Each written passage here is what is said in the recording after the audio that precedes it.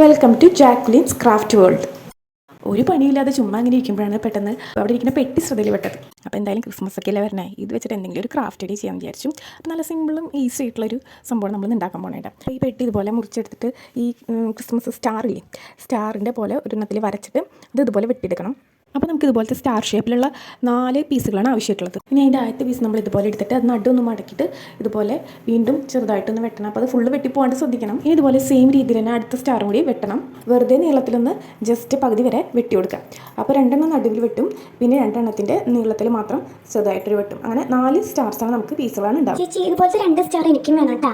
ഞാൻ ഉണ്ടാക്കാൻ പോകുന്ന ക്രിസ്മസ് ടൈമിൽ തൂക്കിയിടാനാ. ആഹാ, നിനക്ക് 2 മതിയാവും. നമ്മുടെ കുട്ടൂസ് എപ്പോഴും ഇങ്ങനെയാണ്, ഞാൻ എന്തുണ്ടാക്കിയാലും അതിന് എന്തെങ്കിലും കടിച്ചു മാറ്റാനായിട്ട് നോക്കും. ഇപ്രാവശ്യം 2 വേണമെന്ന് പറഞ്ഞേക്കണം കേട്ടോ. അപ്പോൾ നമ്മൾ ഈ വീഡിയോയിൽ കാണുന്ന പോലെ ഇതുപോലെ ജസ്റ്റ് ഒന്ന് സെറ്റ് ചെയ്തിട്ട് ഉള്ളിലേക്ക് ഓരോ ഷീറ്റും ഓരോ പീസും ഇങ്ങനെ വെച്ച് കൊടുത്തു കഴിഞ്ഞാൽ നല്ല അടിപൊളി നല്ല 3D ലുക്കുള്ളൊരു സ്റ്റാർ കിട്ടും. അപ്പോൾ എല്ലാവർക്കും ഇഷ്ടമായി എന്ന് വിചാരിക്കുന്നു. ഇഷ്ടപ്പെട്ട് കഴിഞ്ഞാൽ ലൈക്ക് ചെയ്യാനും സബ്സ്ക്രൈബ് ചെയ്യാനും മറക്കല്ലേ. അപ്പോൾ ഇനി പുതിയ വീഡിയോയിൽ കാണുന്നവരെ വീണ്ടും ടാറ്റ ബൈ ബൈ.